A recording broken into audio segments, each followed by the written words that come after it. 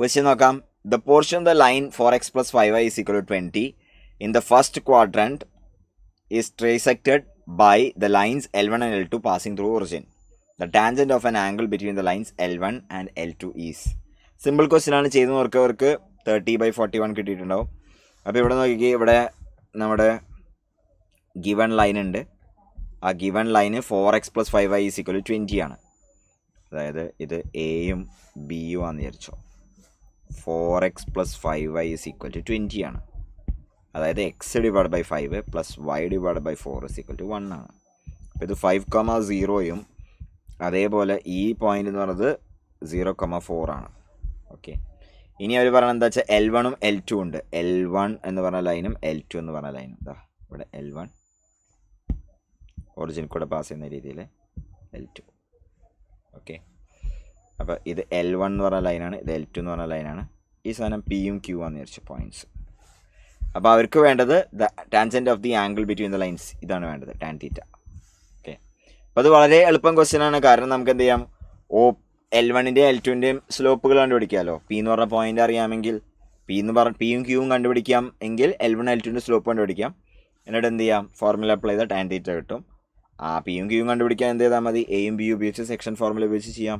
അപ്പോൾ നമുക്കറിയാം എ എന്ന് പറയുന്നത് 0,4 ആണ്, ബി എന്ന് പറഞ്ഞ സാധനം 5,0 ആണ്. ഇനി പി എന്ന് പറഞ്ഞ പോയിന്റ് എങ്ങനെയാണ്, 1:2 ഡിവൈഡ് ചെയ്തിരിക്കുന്നത്.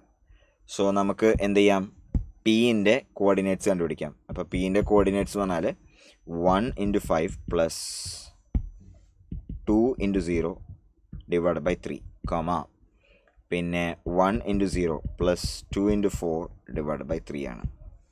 സോ ഇത് സിംപ്ലിഫൈ ചെയ്യുമ്പോൾ 5/3, 8/3 എന്ന് വരും. ഓക്കെ, അപ്പോൾ സ്ലോപ്പ് ഓഫ് ലൈൻ M1 എന്ന് പറയുന്ന സാധനം 8/5 എന്ന് വരും. 8/5 ആണ് സ്ലോപ്പ്. ഇനി ക്യൂ എന്ന് പറഞ്ഞ പോയിന്റ് നോക്കണേ.